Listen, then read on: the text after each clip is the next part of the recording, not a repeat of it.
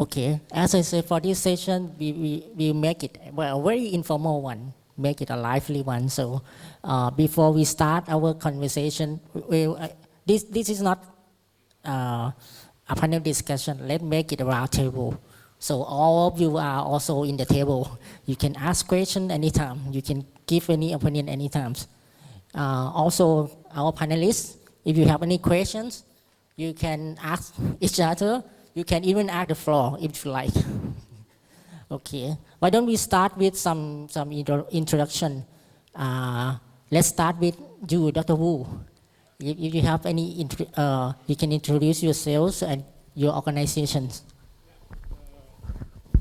Please give me my slides.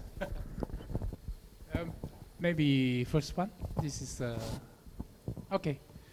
Or maybe use one. I talk to introduce by myself. I am Sui Wu. You can simply call me Stan. I am the CEO of the APEC ACABT. And recently, APEC ACABT promote the green synergy solution. And Pardon me? Yeah. The green synergy solution, we have a whole idea. This is our tongue card. In this one, no, it cannot work for that one. Also here, the similar. This is our tongue cards. So simply say, the climate change is a big issue right now. I think everybody focus on this one. But why climate change? That is because the human activity make a lot of pollution to the environment. And the environment, not only air, not the carbon dioxide only, actually including the forest, AFOLU. F is for forest. And ocean, even the biosphere. That is very heavy, seriously pollutant. And then climate change. And why the people make so pollution to the environment? That is because of human activity. That is because everybody traces the GDP. Not only the country pursue the GDP increase, even the people they chase the money, and maybe the rich man, the big money. And this is why we have a climate change, the situation. So about 30 years ago, I think in Scandinavia, they have some group of the scholars, they promote the circular economy. That means people have to resource saving. We have to take care about our global Earth. You have to resource saving. So they create the carbon footprint about maybe 30 years ago, the same, and the circular economy. But recently, more advanced, they encourage the bio-circular economy and eco-footprint. For example, our resource, and we use end of the all resources per year. Because COVID-19, 2020, maybe 2 days later, until now, I think the 1st of October, we already use up all the resource by the global. So that means another 2 or 3 months, you are consuming the resource. It's you have to, like you are saving money, you are saving money. So you cannot balance. So this is eco footprint. So recently, the same group, they promote the happiness index. That means all the country not to chase the GDP only. Of course, happiness index including 6 parameters. GDP is still one of them, but except the GDP, there are another parameters, something like freedom, something like generosity. That means you have to share with somebody else, etc. They have 6 parameters. And if you promote the happiness index, under the UN, every 22nd of March, it's a World Happiness Day. World Happiness Day. And then they have a ranking around the world, which country you are in the ranking of World Happiness, they have index, a ranking like that. So the human activity, then the mass production, because everybody shares the GDP. If you change the mind, and then we can change to another. So, and then circular economy, and then social institution also very important. Government policy, people think just government policy maybe is good enough. Actually, even you have a law, you have a regulation there, but some of the people still not follow the regulation. So I think education and marketing oriented is also very important. So this is, for example, 2015 I already say about the trade, but now already have a carbon tax and a carbon trade. And also finance, fintech, yeah, that is very important, even the health and safety also, I think including the social institutions. But the core part, it's a personal mindset. You have to behavior change. So, so when I give this concept to the people, I think I remember in UK and Malaysia, they have some people from faculty of the theology. And they are very interesting because religion also can help to teaching the people how to harmonize the person, environment, society, and human activity. So this is our suggestion to promote. And because in Thailand, now you are promote the BCG, right? BCG. So this bioeconomy, green economy, and circular economy. So I think our direction is similar, BCG. So I give the A, B, C, D. That means we will relate to the UN SDGs. So next one, please. Or SDGs. Next slide, please. Oh, sorry. I can control myself. Okay. So you are related to the SDGs. It's quite similar. For example, environment is the A, and then A will relate to that. And the B is a social institution, and C, human activity, will be in the human activity related to some of the 7A, something like that. And D is a personal mindset. That is related to the SDG 5, 10, 11, 12, and 17. So this is our concept. We promote this one. So if you are related to BCG and our green synergy solution, we have the same solution. So this is introduced why we promote this one since 2015. And this year we also have an event in Chiang Mai, Thailand. So welcome all of you to join us. Thank you. Thank you. Thank you very much, Professor Wu. And Professor Wu is actually the CEO of Emission Technology. You can ask Professor Wu, or if you want to have any collaboration with his centers, you can also talk to him or his staff. Okay, next, why don't we start with the Dr. Thanan from APERC. I think APERC has done a lot of things on data of energy in the APEC and has a lot of information that can share with all of you here. Please, Dr. Thanan. I would like to just spend a short time to sort of make introduction to you. Many of you have known APERC, but in case any of you are not familiar, so I would like just to spend some time. Next slide, please. มีที่กดไหมครับผมกดเองก็ได้นะ APERC, we are actually small institute, research institute on energy, under APEC, of course, and then we are located in Tokyo, just really close to Tsukiji fish market. If you're familiar with Tsukiji, we're just next door to Tsukiji market, so if you happen to visit, stop by Tsukiji, you can stop by that APERC. We established in 1996, almost 30 years now, supported from the beginning by the Japanese government, and we are, as I said, a small unit, 30 staff, and we have currently 16 visiting researchers like myself.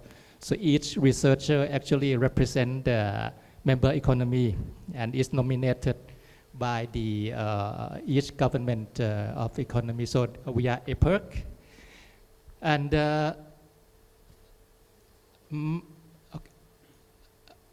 แป๊บหนึ่งนะครับ sorry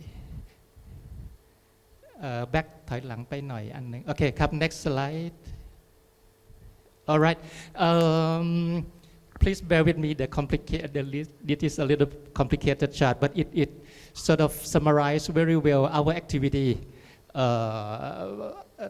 our total activity is in the blue box below you can see that we are working under the instruction of the EWG Energy Working Group under the Energy Minister of APEC.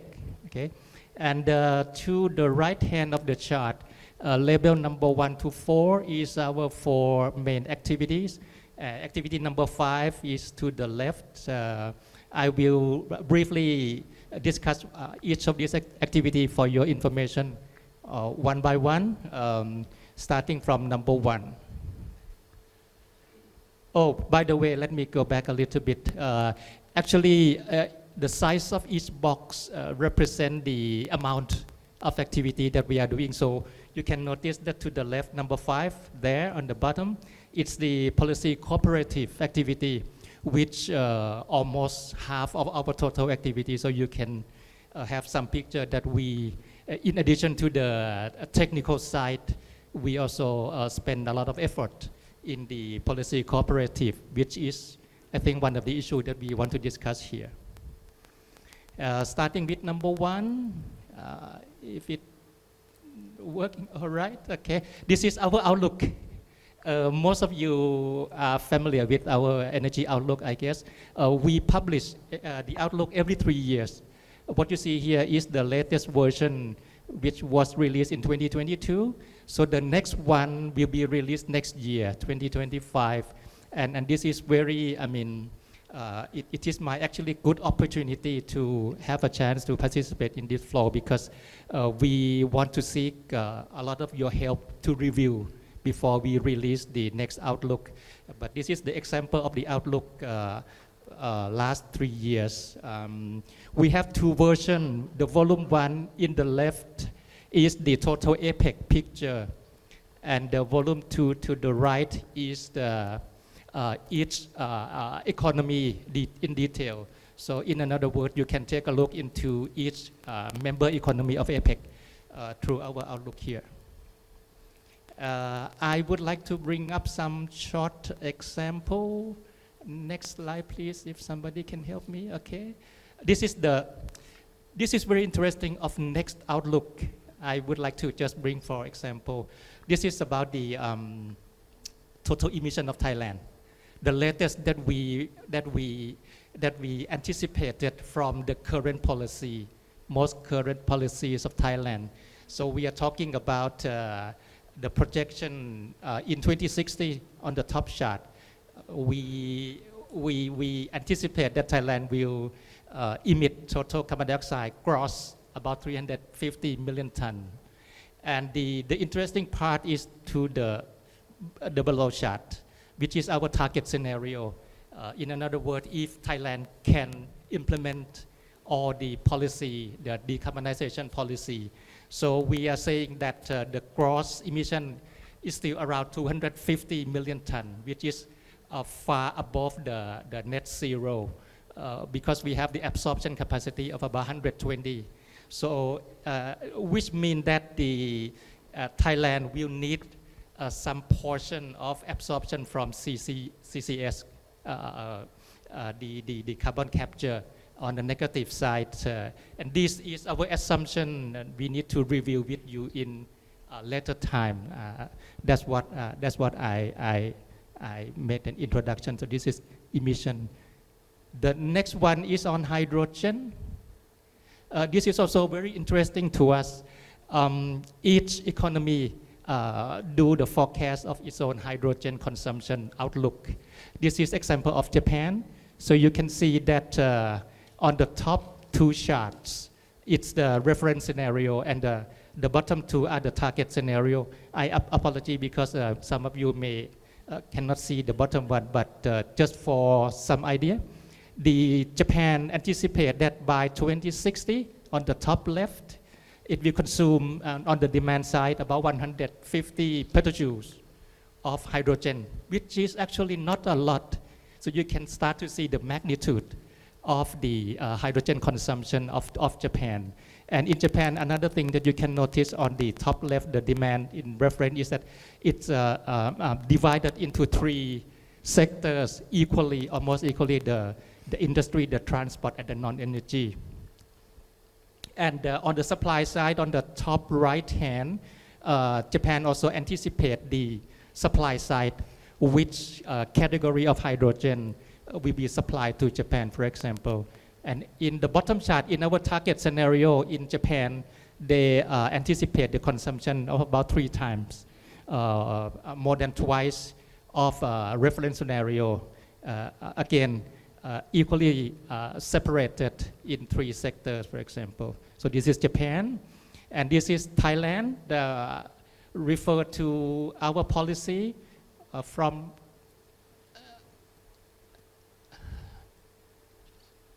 beg your pardon. Next slide, can you push next slide for me? Okay, thank you. This is Thailand. So Thailand, from our outlook, which need to be reviewed. That's why I said to many of you earlier that please help us to review that. But in the preliminary, we expect that we will consume hydrogen on the top left, on the demand side, of about less than 60 petajoules, not a lot, very tiny. And in Thailand, as you all know, currently we consume hydrogen for the petrochemical and refinery sector. So it's non-energy side for the consumption.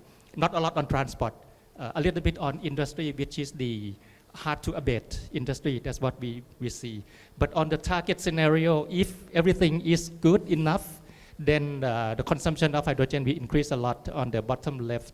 And on the top right hand, on the supply side, we start to see that Thailand supply, we expect a portion of conventional supply of SMR, the steam methane reforming. So that's what we see. That we have this for each of the economy members so that we can discuss and take a look to have the total picture of hydrogen consumption of APEC. So this is our outlook. Next please ขอสไลด์ถัดไปด้วยครับ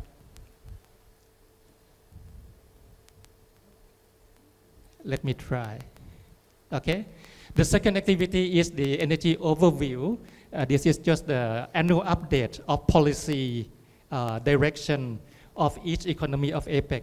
And this starts to be very important because many of you already know that in this energy transition, the policy of each economy change very often, very frequently. So this provides a very good update on the policy direction of each member economy once a year. We publish this every year. The link is below.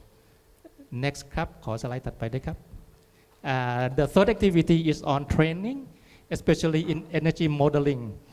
This is one of our key activity to provide service to member economy. This is example of the model training at our office in Tokyo. So we invite member economy to join at our own expense, at APEC's expense, to join the energy modeling. Next ครับ And in addition to the training at APEC office, we also provide the service to member economy upon request. This is one of the example. In June this year, we dispatched our expert to set up the real model for the Ministry of Energy of Malaysia. And early next year, we will dispatch this expert group to set up the real demand model for Apple in Thailand. So this is one of our service to member economy. Again, free of charge, free of charge. So that's the expense of APEC. So this is upon request. Next ครับ Data collection, one of the, to my opinion, critical activity nowadays.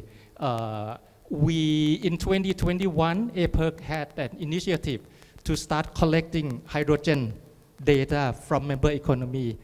This take 2 years before we start to collect the hydrogen information, and that's why we can anticipate, make the projection of hydrogen that we see earlier.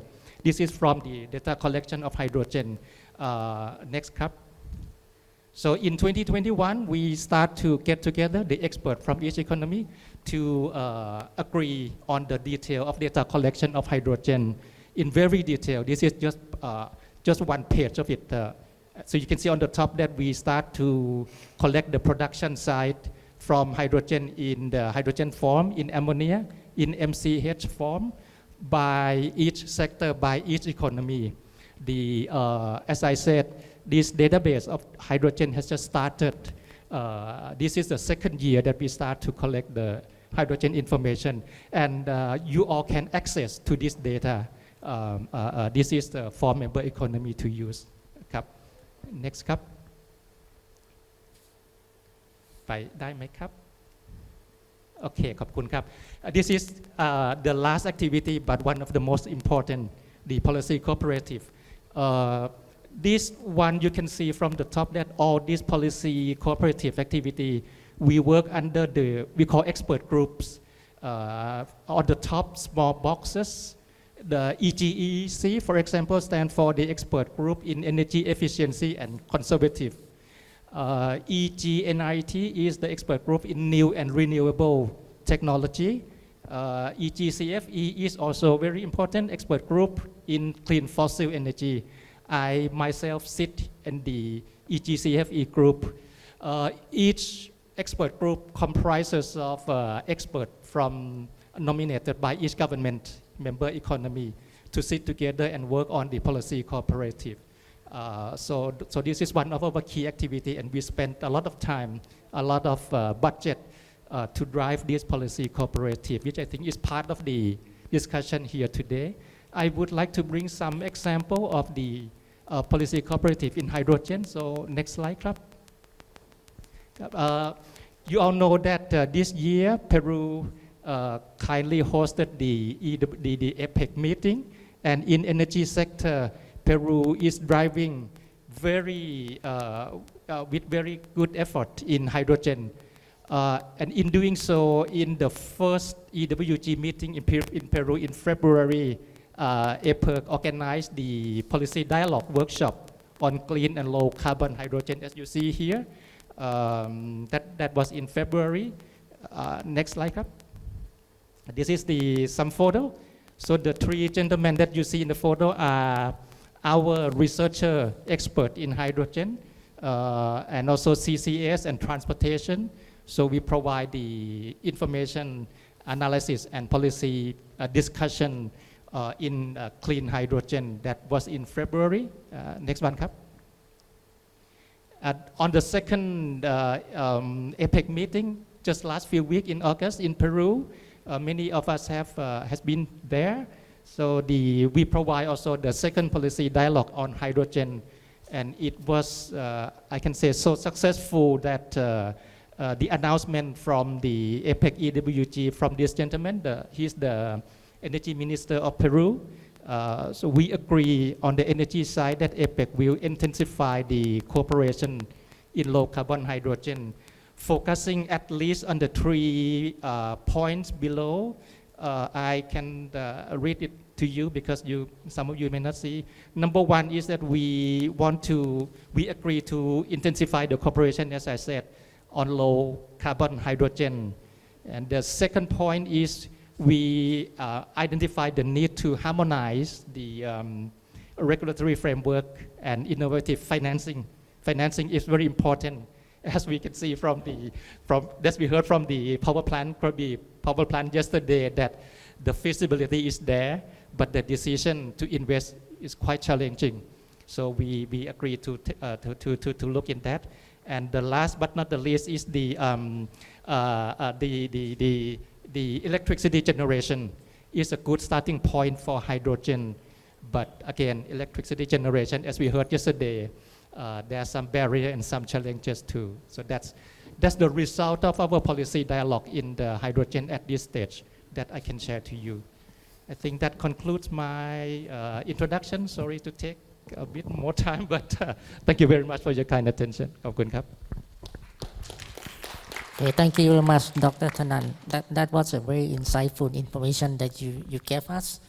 Before we pass the mic to Dr. Wongkot, I think I think the information from APERC is very, very important for us to use and to analyze the trends that the energy transition is going through. And so I would like to ask some question to Dr. Tanan.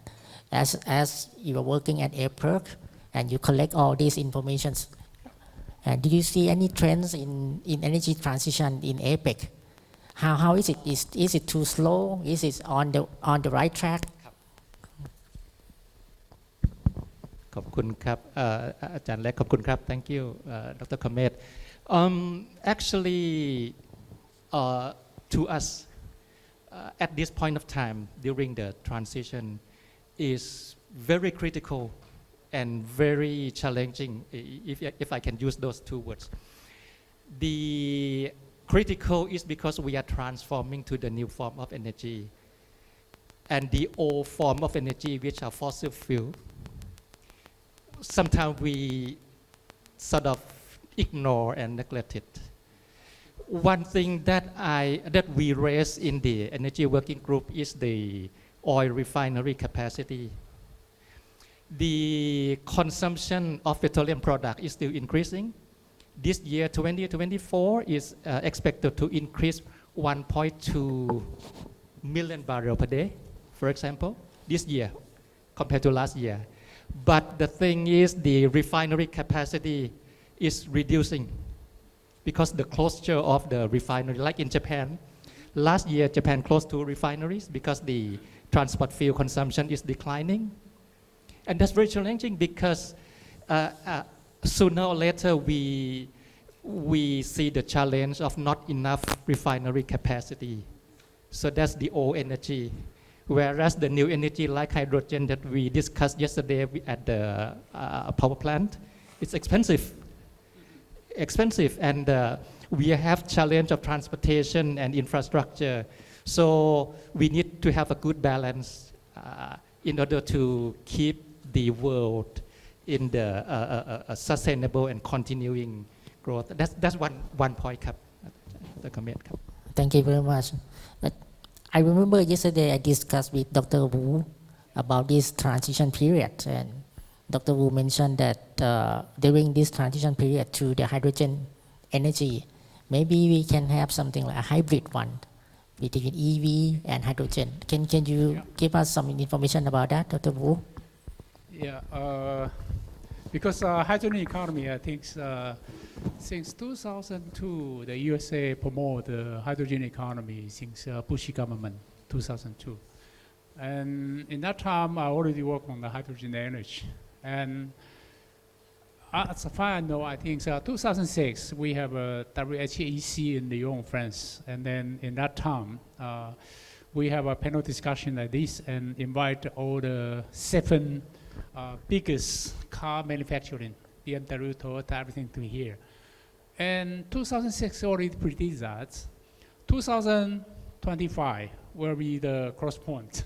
That means the traditional ICE engine will be changed to the EV car. So they predict 2025. But I think so because China, they produce a lot of EV and they spend. So I think so a little bit earlier, like the 2024, all the car company already sell the EV car everywhere because they are accelerate the situation. But in that panel discussion, 2006, we already predict that the EV car just transition state. After 2030 or 40, I think the hydrogen car will be coming out instead of the EV car. At least I think so instead of ICE car because they have a climate change, something like that. But I think according to some of the research institute, they find that the hydrogen car is not easy instead of EV car immediately. They compare different car. For example, ICE car, EV car, MPHQ car, and hydrogen car. And you will find that for the short distance, EV car is more efficiency. But for long distance, EV car cannot sustain too long. That means you want to have a long driving more than 500 or 600. I mean, you need the big battery. But that is impossible because you are including your weight of the car. So they say, so for the timing, I think MPHV, just MPHV, I think some multiple, including maybe just in the middle. But hydrogen car also, I think so one day, because hydrogen economy, normally they're talking about hydrogen production, hydrogen storage, hydrogen transportation, and hydrogen application, 4 sectors in that time. So I think hydrogen production, now people use the green energy, like wind or solar, electrolytes. But the efficiency is still not so high. It's about 50 to 60% only. And if you use the hydrogen electrolytes to hydrogen, and then because the storage issue is very big issue. If you are to liquefy the hydrogen, your tank, air products, at the beginning prepare the liquid hydrogen for vehicle. You know, you just save 4 kilo hydrogen, you need the 400 kilo of the tank because it's easy to linkage. So it's not a good way. So until now, I think even the Toyota still use the high pressure one, high pressure air only.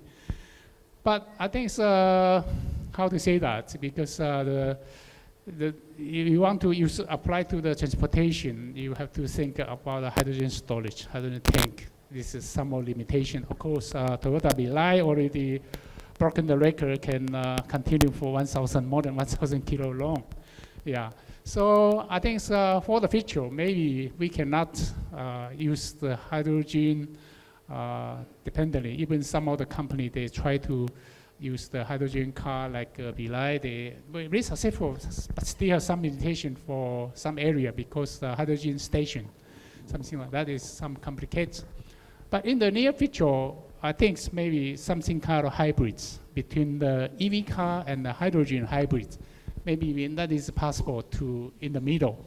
I think maybe to the hydrogen car, maybe up 2040, it can cost down, commercialize, etc.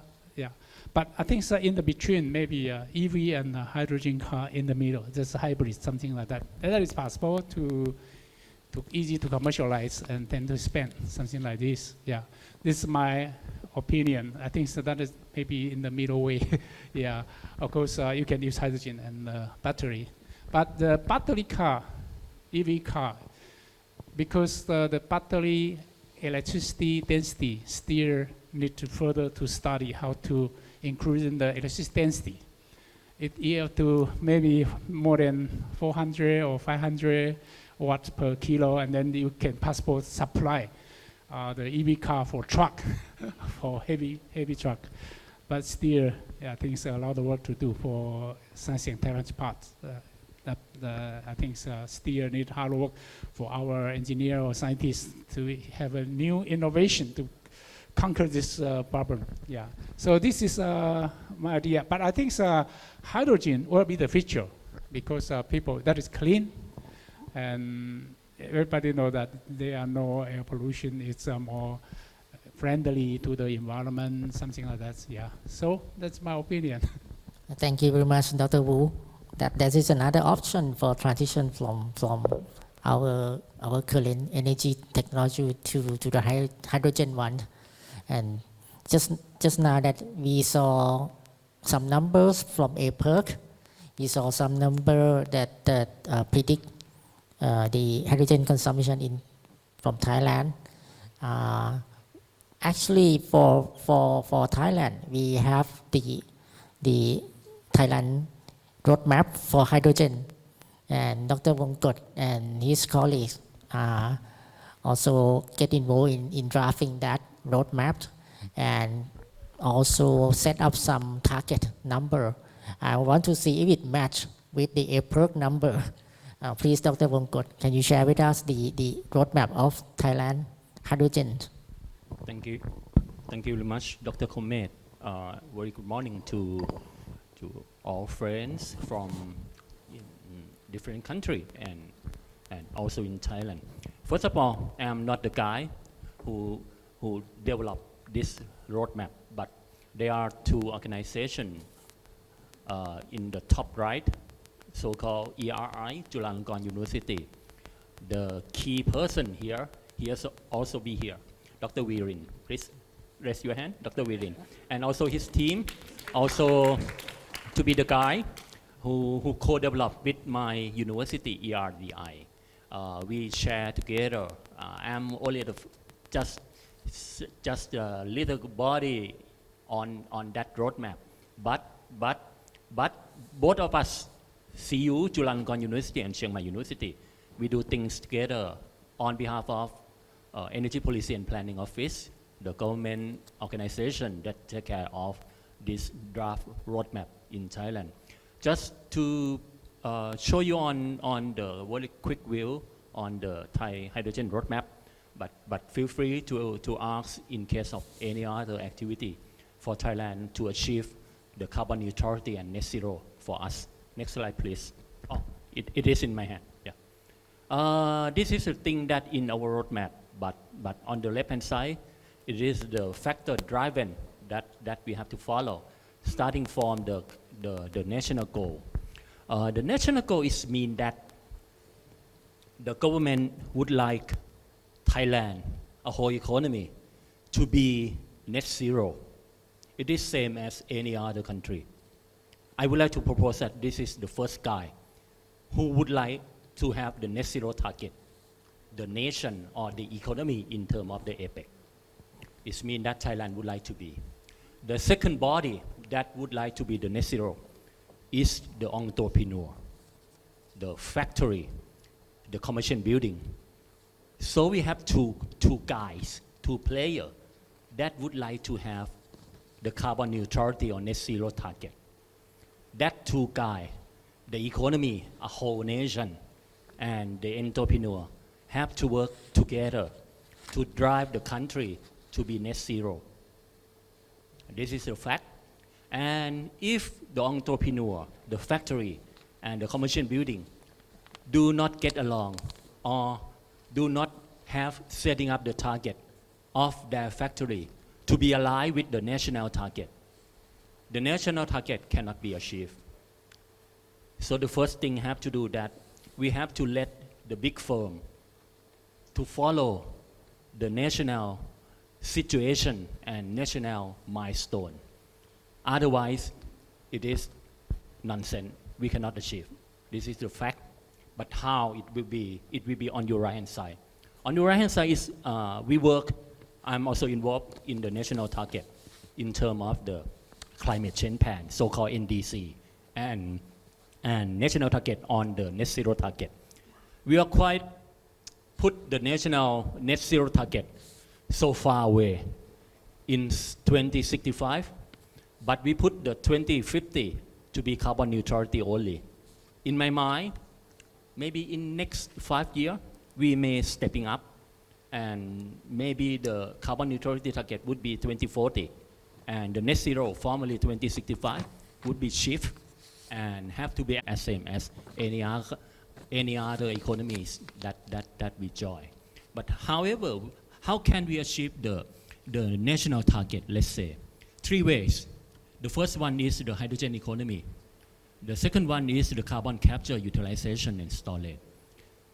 In fact, if you apply the hydrogen into the power generation, into the oil refinery, the carbon capture and storage will be no need, because your electricity will be greener and greenest.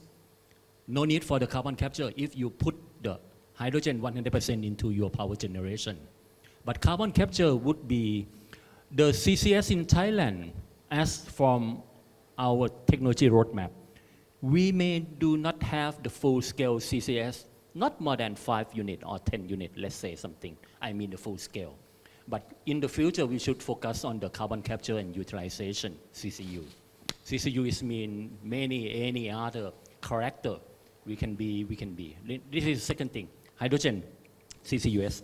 And the last thing, the concept of the circular economy. 3 things will be drive in our context for the national will to drive the country to be achieve the net zero. If you do not have the circular concept, you cannot achieve the national target on the carbon neutrality. I will not discuss on the energy efficiency. I will not discuss on the any other practical work, because energy efficiency can reduce approximately not more than 30% of the energy consumption. They can cut the energy consumption of each factory not more than 30% according to our previous work, national level. So not eliminate, but can only reduce, so we cannot achieve the carbon neutrality. So we have to think in paradigm shift. This is the roadmap for the hydrogen. Sorry, that below is a very, very important thing. So the strategy that Chulalongkorn and CMU proposed to the Ministry of Energy. We have 4 strategy. Market development with incentive. The second one is research and development promotion with domestic production. And the third one is the hydrogen infrastructure development with full chain. Full chain, this means covering the circular economy concept. And the third one, regulation and standard for hydrogen in Thailand. 4 things have to come together, but which one is the most important? The most important is the market development and the incentive. Have to start first, because otherwise you cannot kick off anything without money. And the government have to make some preparation for this. And according to this state, in this S curve, very good one, we start with only 5% for the power generation, injection the hydrogen into the natural gas pipeline, starting, if as planned, by the 2030, as fast as possible, but we plan to have 6 years next. Why 5%? Because, in fact, we have, for example, yesterday we go to the one power plant, but that power plant owned by the government. The government, in case of the natural gas combined cycle gas turbine, they say that they can accept the hydrogen as maximum as 20%. But for the independent power producer, the private power plant, they say that maybe 10% is as much as they can right now. So 5% is mean the good and safe number to be kicked off. In my opinion, it's too little, but better than nothing. We have to kick off things first. And what would happen? We will try to start the pilot plant with the PTT and any other company. For my idea, if you can start injection the hydrogen into the power generation, I think for transport sector, in my opinion, hydrogen may be no need if all power generation have increased their hydrogen mix, and the grid, the electricity from grid in Thailand is greener and greener, and the EV system have already been setting up in Thailand. We may have to thinking that, in fact, we need the hydrogen for transport sector or not, comparing with the infrastructure that we have to make some preparation. Every gas station have to shift or something that to shift. We need to have the pipeline for the hydrogen pipeline. We have lesson learned 10 years ago for the natural gas vehicle in Thailand. 10 years ago or 15 years ago, the cabinet would like to adopt the promotion of the natural gas for transport sector. But we do not have the pipeline as same as in other Western country. So what should be happen in the city of Chiang Mai, my hometown, 1 hour flight from Bangkok up north, we have to transport the truck with bulk of the NG, natural gas. We waste a lot of energy for transport by road transport because we do not have the pipeline. So if hydrogen come for the transport sector, we may have to do that kind of things again. And it depends on the safety concern, it depends on how the people feeling about. And I am thinking that if we set up the hydrogen just for the industrial sector, focus on the power generation, oil refinery, and cement sector also, for example, it may be enough. It may be enough. And let the electricity more green. And the EV can plug it in, and that EV can be more green, something like that. And this is our milestone on the hydrogen. You can see only the blue one.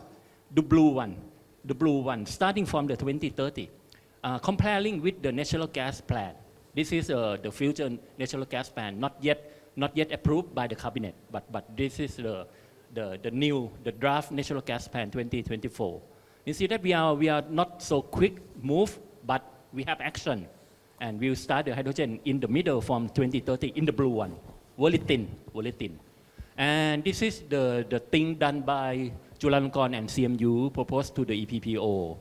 It is matching what I have mentioned, that we will start from the 2030. Before time, from now to the 2030, on your left-hand side, you can see that just new business exploration, testing, and law amendment and regulation study.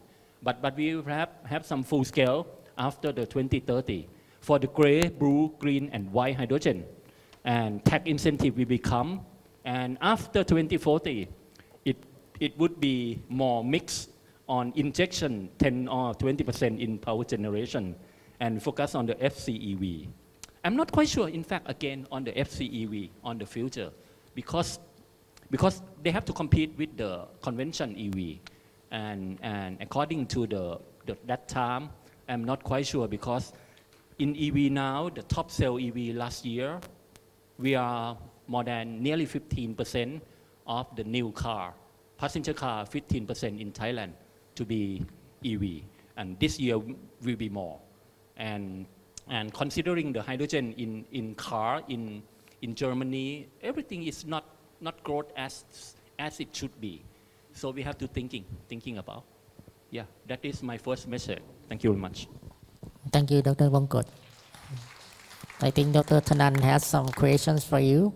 Just a short ขอบคุณครับ Dr. Komet, and ขอบคุณอาจารย์วงกต just to support the statement from Dr. Wongkot just now about the FCEV.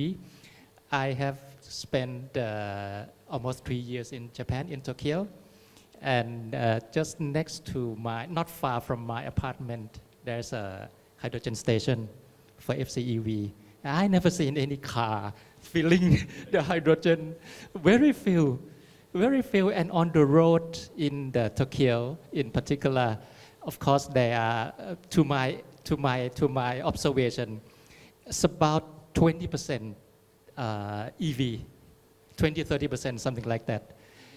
But I never seen the FCEV vehicle in Tokyo before. So I think it's a challenge, as Dr. Wongkot mentioned. ขอบคุณครับ just observation to support Dr. Wongkot. Thank you very much. That's a very good observation. Even in Japan, the leading economies in terms of hydrogen still having problem about adopting the hydrogen themselves. Again, if any of you have any questions to the panelists, you can raise any question at any time.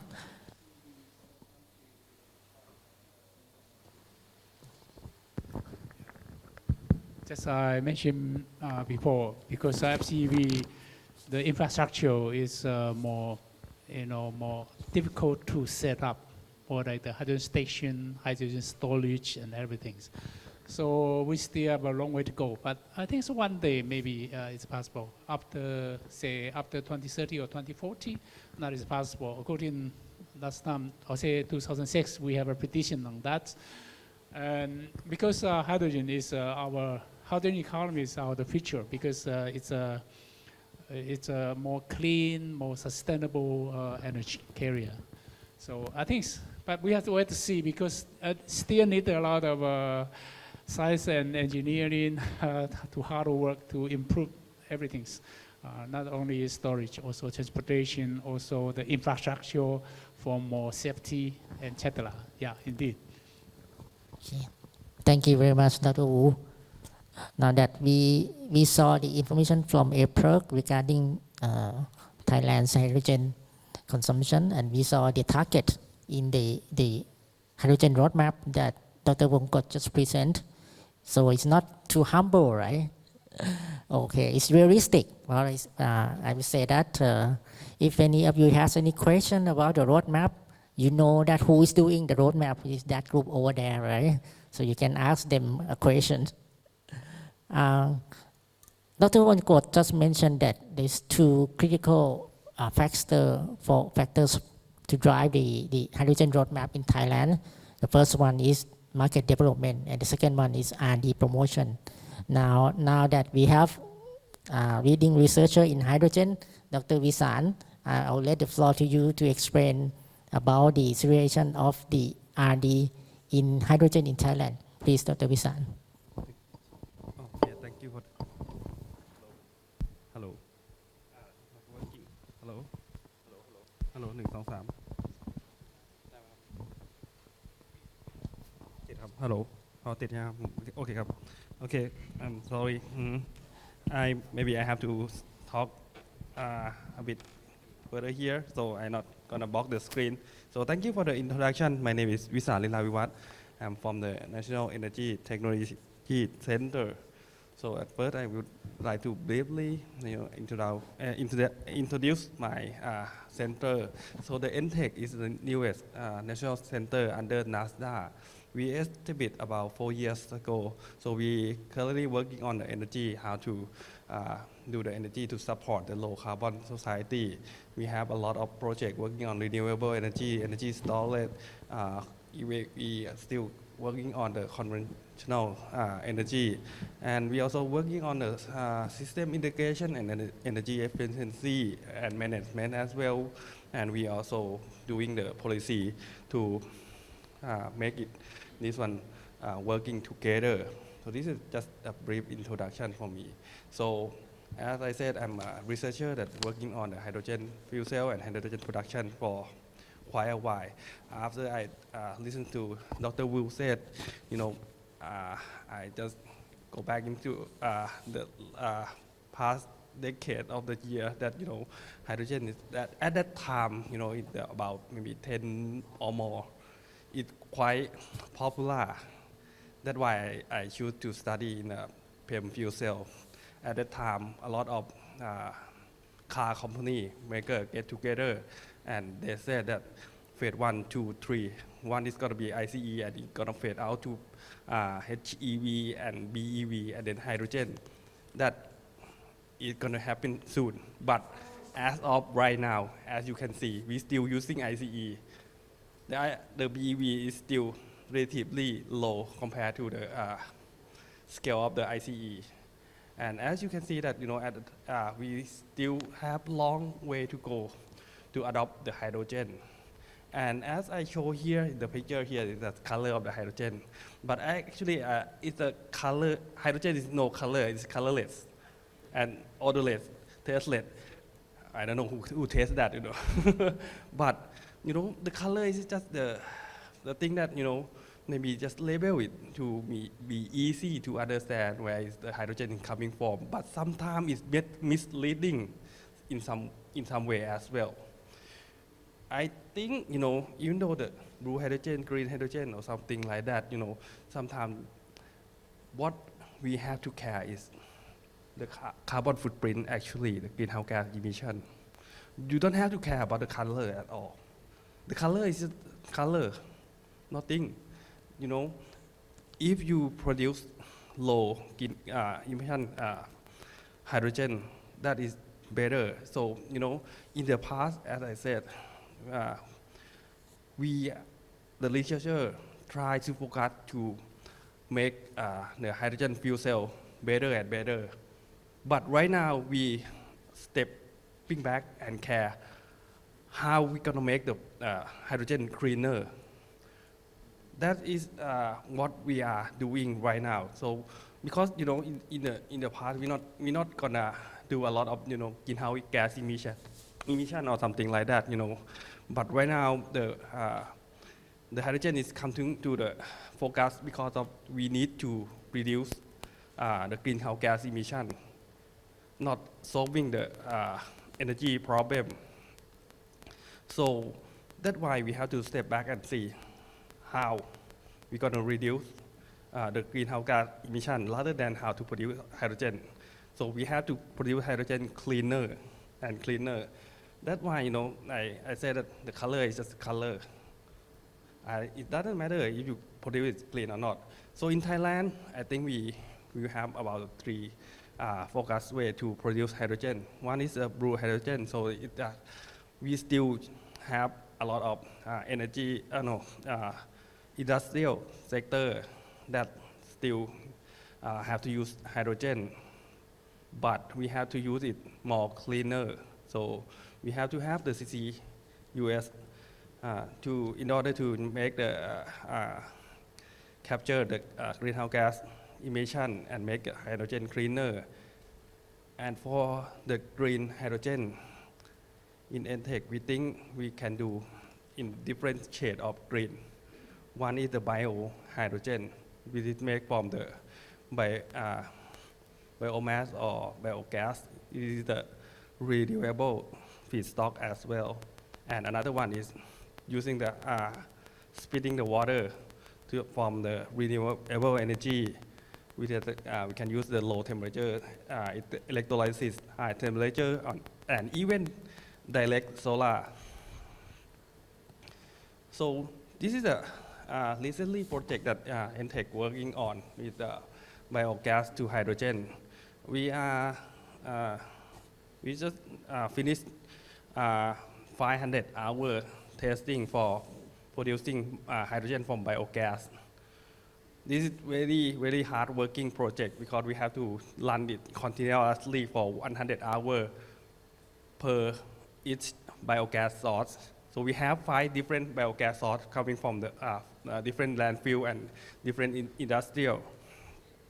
And we have run it for 500 hours continuously. And the production flow rate is hydrogen is about 20 liters per hour. Which is not very big, but it's not small at all. And maybe in this year or next year, we try to upscale this one to about 20 liters per minute. This is 60 times more than about that. So as you can see here that in Thailand, biomass is abundant. We are an agricultural country, so we have biomass anywhere. So and biomass and biogas is a recycled carbon dioxide. It's a biogenic carbon. So the carbon emission there is about 0, and it can change the waste to energy. And even the waste from the food waste, the biogenic waste, if you let it rotten or fermented, it will create methane, and methane is even more greenhouse gas potential. It's 28 times more than carbon dioxide itself. So if we reduce the methane, we reduce the greenhouse gas emission as well. And you can see here that's why hydrogen is not the only way to support this low carbon society. It's just one tool to help. It can help a lot, in the left-hand side graph, you can see here that, hydrogen can support the hydrogen vehicle, synthetic fuel, upgrading the biofuel, ammonia synthesis for the fertilizer, material refinery, other, and even energy sector as well. So for me, for the carbon neutral of carbon net zero carbon greenhouse gas emission or something like that is a big problem right now. So there is no one solution to fix. There is gonna have to many solutions to attack this problem. Hydrogen is one of the solution, maybe just not a very small one, but it's just one to help. It's not only one. It's just the one. So there is a lot of things, to help this one. But hydrogen is also playing an important part as well. And in the right-hand graph, you can see that where is the hydrogen can be, like in a chemical refinery, for the shipping, something like that. That it's a hard to abate sector. It's a sector that it cannot be changed to EV or electrify. Even the train or the truck, this is the area that it kind of intersect. In some part of the world, it might not working. For example, for the train, if you are maybe in Europe, it not make making any sense to use the hydrogen train because the train is already on the grid. But in Thailand, as I study, Thailand, we have about maybe 4,000 or more kilometers of the railroad tracking, but it's just only 5% that on the grid. The rest, 95%, is on diesel.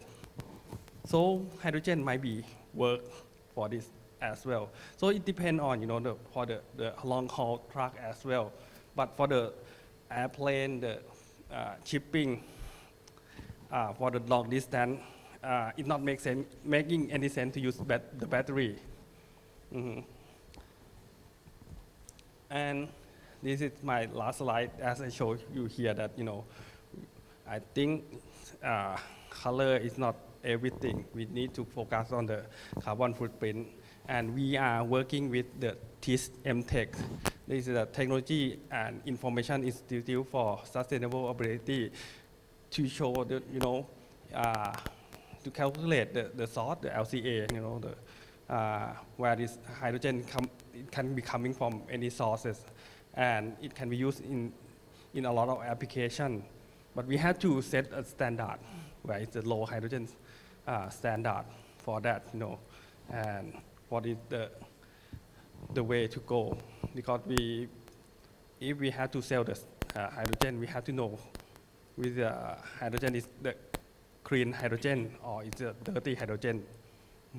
And you can see here that, for the carbon footprint, only the green hydrogen from the bio source can be negative because of, you can use the biogas and use the same gas, steam reforming. And then you can capture the carbon with the CCUS if it exists, and it's going to be carbon negative. This is the only solution that have carbon negative footprint. But even the green from the electrolysis, it's going to have the carbon footprint anyway. So this is my last slide. So thank you. If you have any question, you can ask me. I support you. Maybe I stand up, easy to say it loudly. Because 2006, and according to OECD, and then they predict the green energy. Actually, the number one is the bioenergy. Solar and wind just less, according to the potential, But unfortunately, until now, the bioenergy people still humble. We are not hard work enough. And then you will see the solar, number one, wind, number two, and bioenergy still less, yeah. So go back to the last slide. I need the slides, yeah. So I think if you just think about the energy issue, of course, green energy will be the future. But if thinking about the resource around the global, like I say, the eco footprint, okay? Energy and resource combined together, yeah, is this one. And I think the biohydrogen is need to promote because now I try to, this September, I will promote the jet green. That means it's carbon footprint is negative. So until now, I think some of the paper review, we think that BECCUS, bioenergy, carbon capture, utilization, and storage, is promising for that. Not only for energy issue, also for resource issue. Because you can see only the biohydrogen, you can not only hydrogen cycle, you run the carbon cycle. For example, you use this kind of hydrogen, it can absorb the steel or cement carbon dioxide, and then combine to the methanol to C1 chemistry, and then you can run carbon cycle together. So that is why we promote green synergy. Synergies help each other. And that is promising for the future. Not only energy issue, you have to consider about the resource issue. So people, since they have because of the fact we have to follow the law of nature. What is the law of nature? Thermodynamics first law. The first one, material and energy balance, okay? Conservative, right? So you run the LCA, you run the circular economy, that is the material balance, okay? And another one is the energy balance. But energy balance, people think about, so every time we have to talking about the energy efficiency, maybe you lost energy a lot, etc. So the first law is that, yeah, at the least you consider about. But for example, like energy efficiency, ICE energy efficiency higher than our FCV car because your hydrogen, you split in the water and then storage and separation and then to your FC EV, the energy efficiency is quite low. But you use the ICE car, they are higher energy efficiency but very dark. It's pollution very seriously. That is a problem. So they have two different things. One is for energy balance, one is material balance. One is pollution issue. One is the energy efficiency. So I very, very support the green. And now we use the bio hydrogen. In here, we widely define the biohydrogen not only by biological fermentation, but we work on that. And now we widely define the biohydrogen stand for bio-based hydrogen, or your material from the agriculture.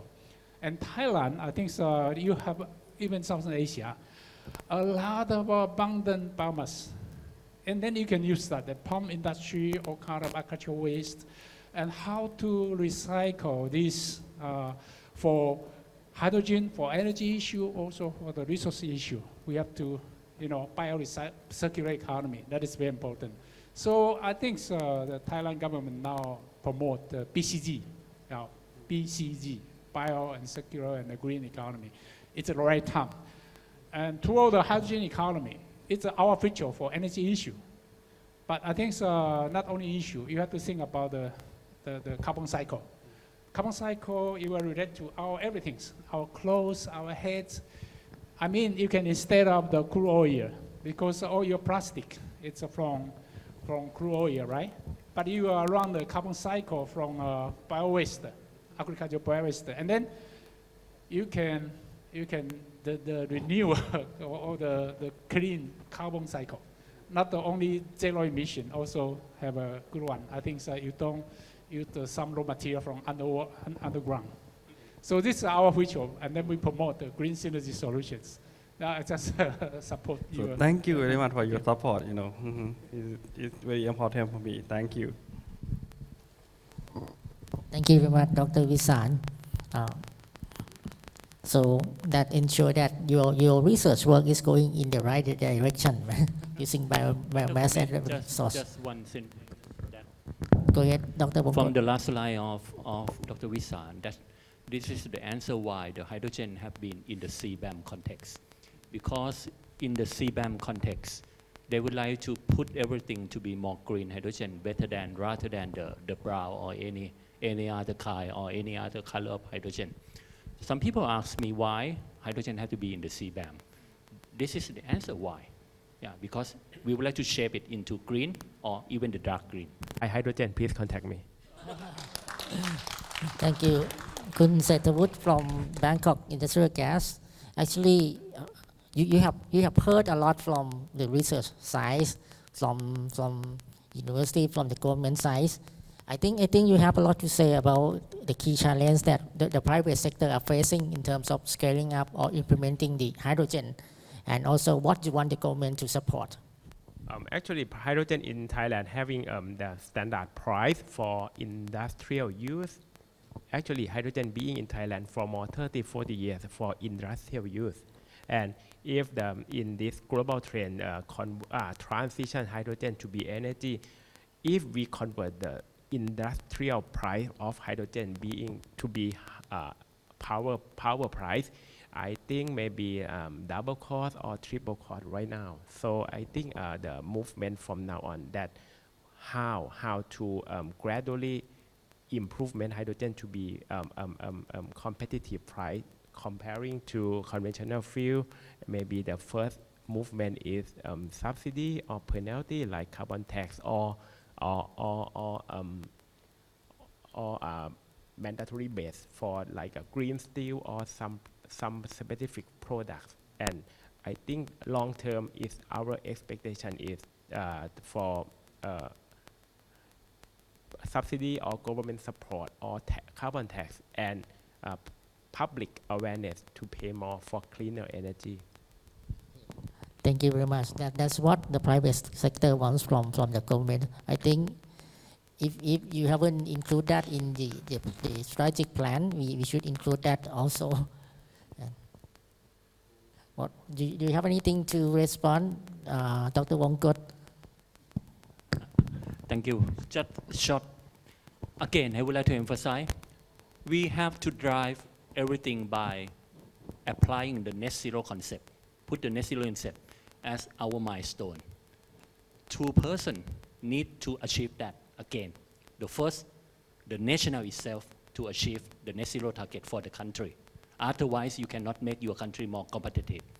The second one, the entrepreneur. He is a guy who provides the technology and supply. The government who would like to achieve the net zero, the government cannot do anything other than regulation, preparation, infrastructure, and incentive. So they have to work together to accelerate all activity to driving the net zero action. For example, in hydrogen. So what kind of hydrogen should be government have to put it in? The tax incentive, exactly. The regulation, exactly. But who should done first? The public enterprise who involved in the net zero target, and the government can make some order to them. Starting from the Electricity Generation Authority of Thailand. Yesterday we found out what should be happen for them. The second one is the oil company and gas company belong to the public enterprise. They have to demonstrate first, and the government have to put it in, setting the target, including hydrogen and carbon capture. Otherwise, the private firm cannot be followed with this cost twice or triple. Yes. Yeah, so nobody follow. You have to let the market transform, and the costs have been not elevated, but to be the floor price, and that would be soon after. We don't know why, but we see from the solar panel 25 years ago, and now the price have been shift and significantly decreased according to the market transformation. Thank you very much, Dr. Wongkut. Yes, Dr. Tenan. ขอบคุณครับ just a short one as well. I mean, this is what I'm saying is the reflection from my colleagues at APERC. And this is very encouraging, especially from what I heard from both Kun Visat and Kun Sethavut on the government and the production side. The thing that when I hear my colleague at APERC mention that Thailand as a small economy, but we are very active and very well positioned both in hydrogen and in bioenergy, and they respect the energy community at APERC respect Thailand very much. I mean, being a small economy like us, but yet we put our great effort in moving forward, not by theory, but by real demonstration. So what I would like to relay this message to you and to all of us here as a Thai people and the colleagues in the energy sector is that we in support to Ajahn Wongkut too, we need determination to move forward and overcome this barrier. And Thailand actually is a good example to my colleagues in APERC. I say something about the bioenergy people because I work on bioenergy more than 30 years. And why we are bioenergy, we still small group, not like a solar or wind. We have a challenge. The first challenge, I think, is because all the feedstock, raw material, is in the area, and the collection is a big problem. And because your collection area, you are too big, and then you also carbon emission a lot because of transportation and collection, right? So we study how is the all the mass size collect all the agricultural waste. It's the best way, something like that. You will find that you are around the bioenergy. Finally, it just can on-site, small scale. Not like solar, solar farm, wind farm. It's impossible. So the big company, they are not interested to invest this small scale. That is why bioenergy until now, although we have a very big promising. At the beginning, we think this is number one, not solar, not wind. But why still small bioenergy to that? But now it's the timing because now have a carbon tax. So I will say that government policy is important. That is a guideline. It's a regulation. People have to follow it. But don't forget about that one. It's market-oriented. I'll give an example. In my economics, Taiwan, and then we have one company. They are supply chain. And name blank, they ask them, you have a roadmap to zero emission. You are not follow the zero emission, you are kicked out of the supply chain. So they look for me, how to do that.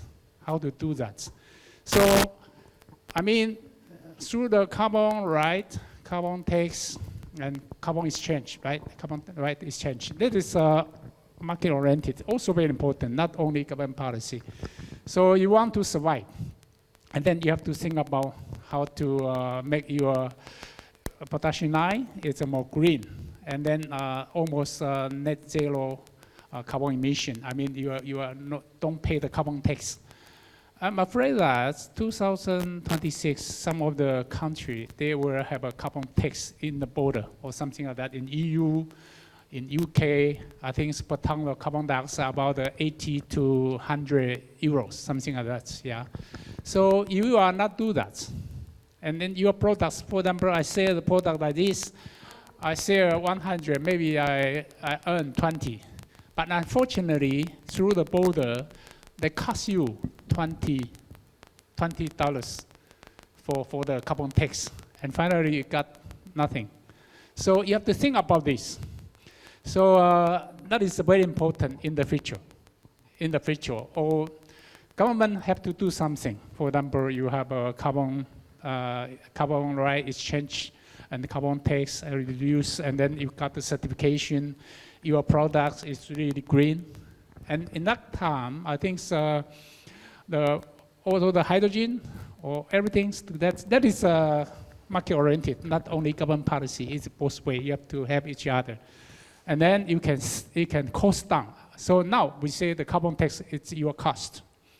So how to cost down for your manufacturing? For example, in your country, your economy, you are not do that. Maybe production in Thailand is much higher than somewhere because they are greener.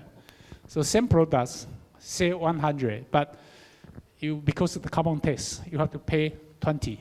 But your benefit, maybe just 20, and then you got 0. But another one, say 100, but they are no carbon tax, they earn 20, right? So that is a very serious issue. And then just beginning, and some of the industry sector, they are not realize this is a serious problem to them because that's included your cost.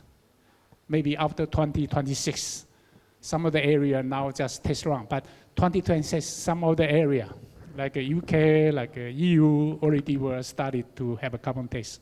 So this is a serious problem. I think encourage all the private sector or the government sector, you have to focus on this issue right now.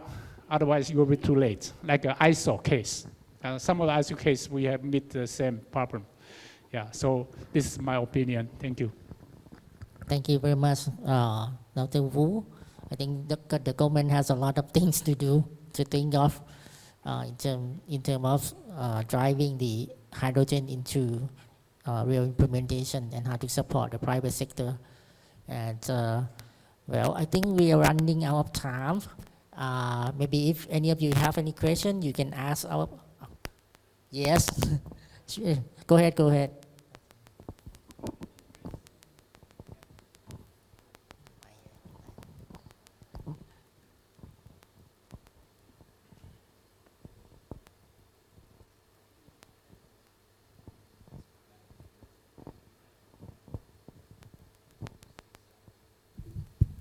Hello.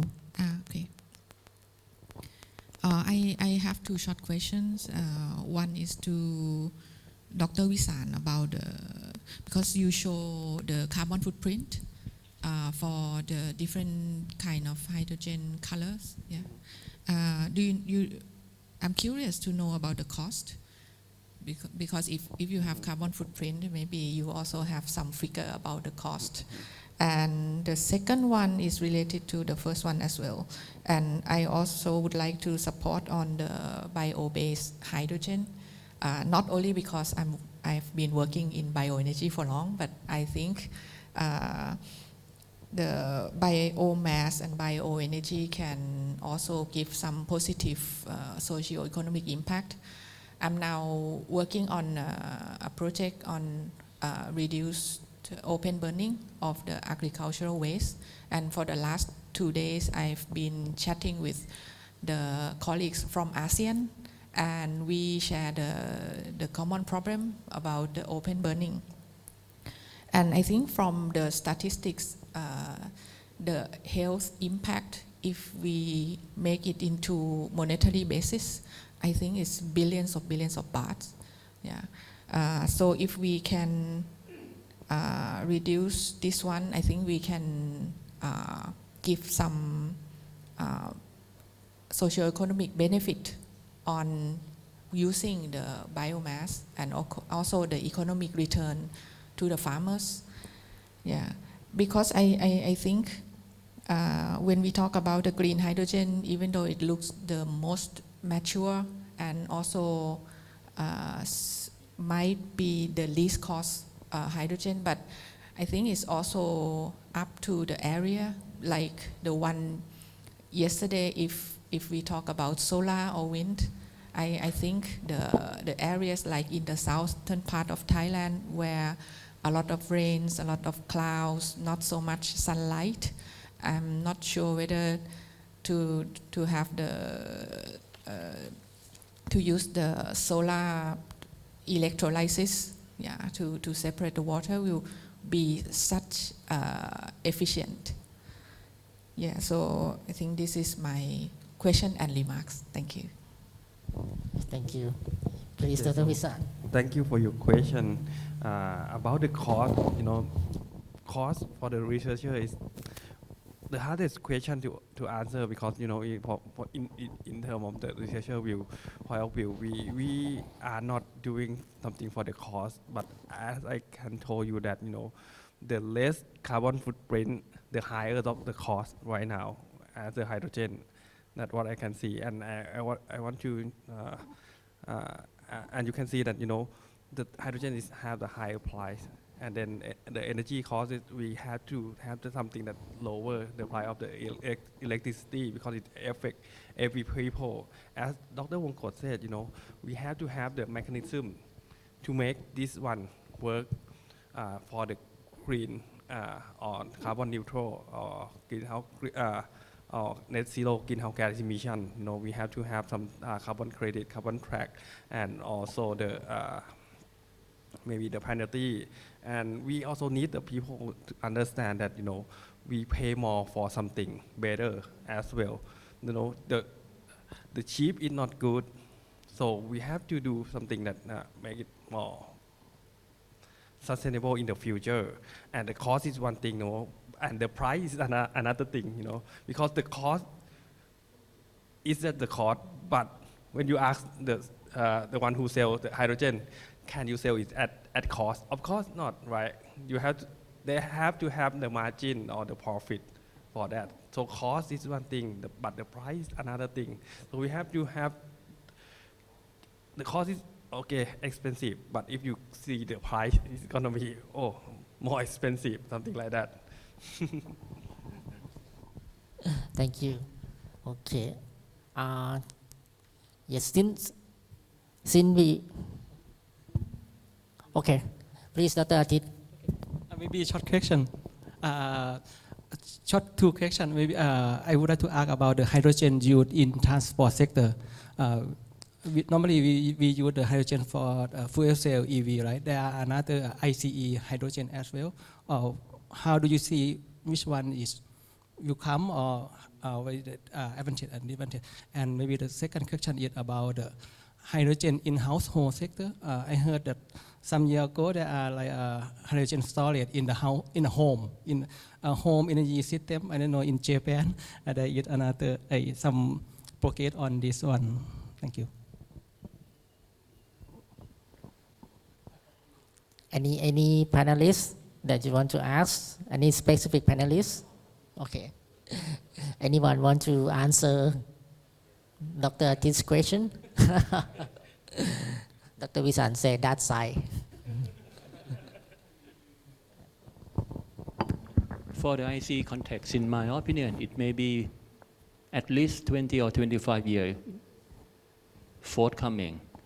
And at that time, we may have full battery EV in our economy, and we can recycle according to the circular economy concept. The used battery EV for the solar backup into each household. And each household residential sector that you mentioned can collect the electricity from their rooftop and store it into the reused battery from the EV and apply everything, including the cooking, by using the electricity cooking stove. No need for the hydrogen infrastructure. What I mentioned is only Thailand context, which do not have any supply to pipeline, as same as in other Western countries that they have LPG pipeline to each household. We have different infrastructure and we have no money. So electrification may be the first thing. And hydrogen technology, in my opinion again, only my opinion, should be focused in the big firm first, cutting the scope 3 of the carbon footprint of any other production, and everything can come together by electricity with green. This is my opinion. Yeah, less cost. Yeah, but I'm supported. Yeah, I'm fully support to develop. But big fleet maybe heavy duty vehicle should be appropriate. But for my car, no. No. But I'm feeling uncomfortable right now to have mirror E. Yeah. To be fact.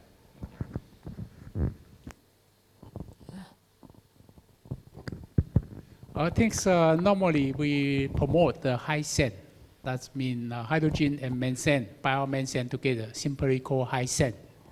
It's a new term, high sen, hydrogen and methane together.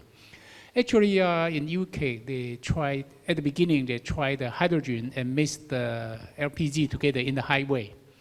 So less than 15% it's safe. You don't add anything facility, just a mixture. And they can burn. For example, they have an LPG car, and then they use the hydrogen mixed together. So they are from 6%, 8%, until 15%. It's okay. So in Europe, they try to use the bioenergy with the production. They try. They contact us a lot because we work on the biohydrogen. Biohydrogen fermentation use the agricultural waste. They consume the sugars, and then the effluent is acid, and then methanation later.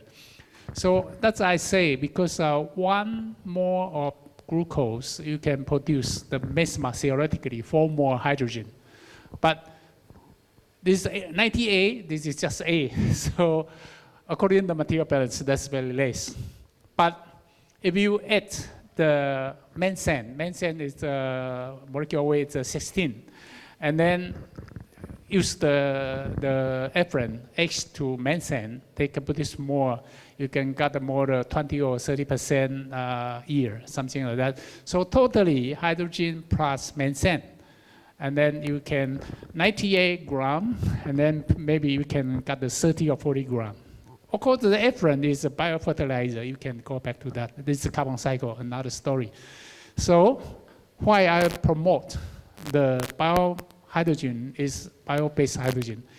And now I say the bioenergy carbon capture issue. They use the methane pyrolysis, and then you can produce the hydrogen. Because one more of methane, you can, for hydrogen, for atom hydrogen, you produce hydrogen. And then you have a fixed carbon. This fixed carbon is biochar. And now biochar also is a carbon sink. So people, maybe I will change the people's mind because April I just visited Japan, and then maybe 30 or 40 years ago they have allowed the reforest. The parent allowed the forest, the new pine wood and something a lot. But actually it's not good to the environment because it's too density. There are no labor force to cut out the pine. So when raining, the water cannot into the earth. So it's not good to the ecosystem. So you still need to cut the artificial forest. Otherwise it cannot go to the land. Because not go to the land, they destroy the stream, the river system, the ecosystem, they destroy that. So sometimes we think we have a forest and very dense.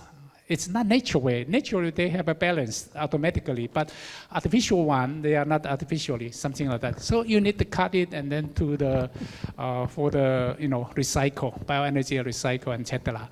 And if we have a fixed carbon, and then put to the soil, and then they will build up the ecosystem underground. They have a bacteria and the growing, and then they will health ecosystem together. So that is very important to that. So I think that will promote the hydrogen. You use the hydrogen and biomethane, and then you produce the hydrogen, and you have fixed carbon. And fixed carbon, I think at least it go to the soil, and some of the carbon you can value added product to the graphite and to the graphene, something like that, and the more value added. Because graphene also very important for the material, the electrolyte, yeah, something like that. So I always say we are green synergy. This is the concept. It's very important.